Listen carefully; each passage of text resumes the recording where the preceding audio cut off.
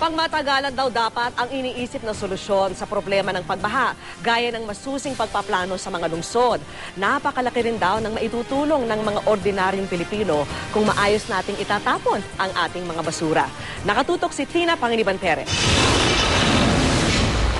Maraming aral ang natutunan ng Manala sa Bagyong Ondoy noong 2009. Pero ang problema ng pagbaha, di pa rin nawawala. Dahil ang numero unong salarin daw ay ang basura. Ang Metro Manila pa lang, lumilika ng mahigit 8,000 tonelada ng basura kada araw. Ayusin nila ang kanilang pagtatapon ng basura. Yung mga pwede pang pakinabangan ay huwag na nilang isasama doon sa mga itatapon. At saka yung mga nagtatapon basta-basta, no? Yung walang pakialam. Ayon kay Aguinaldo, lumabas sa isang pag-aaral ng Asian Development Bank na malaking bahagi ng ating basura, mga plastic at papel na pwede pang i-recycle. Kung susundin lang daw natin ang programang Reduce, Reuse at Recycle, malaki raw ang mababawa sa ating basura. Katunayan, ayon sa MMDA, maraming pumping station sa Metro Manila, imbes na tubig, basura ang nahihigo. Magdagdag man daw tayo ng pumping stations, mababawasan lang daw ang pagbaha, pero hindi naman mawawala. Ang problema raw kasi sa Kamaynilaan, kakaunti na lang ang espasyong natitira, kaya't walang mapuntahan ang bumabagsak na ulan.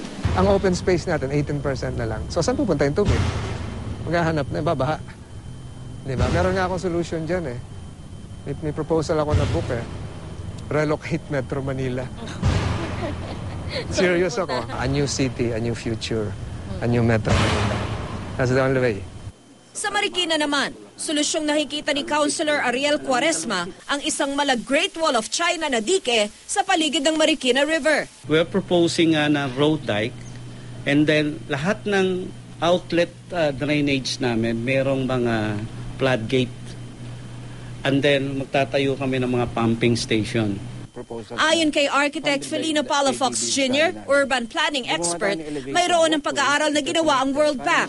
Nakapaloob dito ang isang 60-point proposal para mabawasan ang pagbaha. 2 lang dito ang ipinatupad ng gobyerno. Hazard mapping. Okay. Pero yung mga 58 other recommendations, hindi pa po. We cannot afford to postpone it anymore. Tina Pangiliban Perez, nakatutok, 24 oras.